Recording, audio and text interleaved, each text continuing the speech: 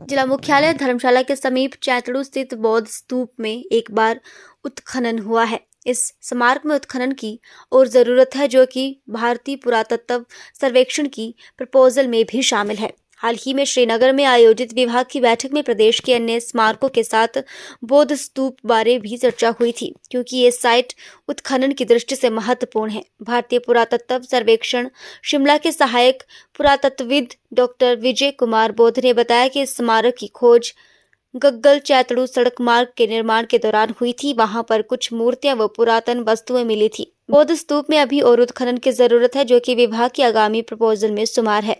Doctor विजय के अनुसार जो भी स्तूप होते हैं उनमें किसी गुरु की अस्थियां दबी रहती हैं और उनके ऊपर गुंबद नुमा स्तूप बनाया जाता है, और चैतड़ू का स्तूप भी इसी तरह का माना जाता है। पूरी संभावना है कि यहाँ भी और कुछ अवशेष मिल सकते हैं। बकौल डॉक्टर विजय, बुद्धिज्म का धर्मशाला बहुत बड़ा सेंटर है। यदि बौद्ध स्तूप में बुद्धिज्म के कोई अवशेष मिलते हैं तो उसे विभाग अच्छे से एसोसिएट कर सकता है।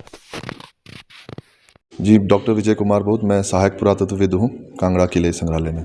जी, मैं आपको बताना चाहूँगा, जो भीम का टीला आप बात कर रहे हैं उसी का ही नाम जो है बौद्ध, वो जो बौद्ध स्तूपा है वही उसी भीम का टीला भी कहा जाता है। तो उसमें क्या है कि एक बार उत्खनन हुआ है, एक्सकेवेशन हुआ है एक बार, और इसमें इसकी खोज तब हुई थी जब गग्गल का जो ये रोड निकल रहा था, तो वहाँ से कुछ मूर्तियाँ और कुछ पॉटरी शर्ट्स मिले थे। तो उसके बाद यहाँ पे उत्खनन हुआ है, तो उसमें भी काफ़ी अच्छे यहाँ पे रिकॉर्ड्स मिले हैं, और उत्खनन की मुझे लगता है अभी और ज़रूरत है, और हमारे आगे वाले प्रपोजल में, ये आने वाले प्रपोजल में है, और नेक्स्ट मेरे ख्याल से 2-3 साल में इसका एक और हम एक्सकेवेशन करने की कोशिश करेंगे।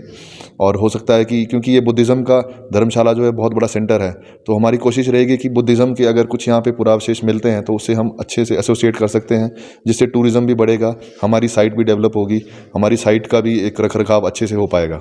जी, ऐसा है कि हमारे 40 स्मारक है, तो हम 40 स्मारकों के लिए बराबर चर्चा रहती है, लेकिन ये है कि हाँ, एक्सकेवेशन पॉइंट ऑफ व्यू से ये इंपॉर्टेंट साइट है, क्योंकि यहाँ पे खुदाई अगर होगी तो ज़रूर कुछ ना कुछ सॉलिड और एविडेंस निकलेंगे। जी, जम्मू में जो अभी श्रीनगर में हमारी मीटिंग हुई तो उसमें चर्चा रही है कांगड़ा के अलग अलग स्मारकों की, हिमाचल के अलग अलग स्मारकों की, तो उसमें चैतड़ू का भी एक रहा है इम्पॉर्टेंट।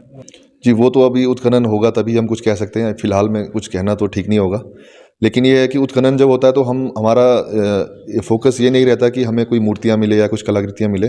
आर्कियोलॉजी में मेनली रहता है जो पॉटरी निकलती है और जो अलग अलग और एविडेंसेस निकलते हैं, उसके हिसाब से हम उनकी एक वो टाइमलाइन सेट करते हैं। तो उससे हमें जो है यहाँ की एंटिक्विटी का पता लगता है कि कितने पुराने यहाँ के सिविलाइजेशन या सभ्यता रही होगी या स्मारक रहा होगा। जी, बौद्ध स्तूपा जैसे स्तूप, जो जितने भी स्तूप होते हैं उसमें क्या रहता है कि किसी गुरु की अस्थियाँ दबी रहती हैं और उसके ऊपर एक गुंबदनुमा स्तूप बनाया जाता है, तो उसी तरह का ये स्तूप जो है माना जाता है।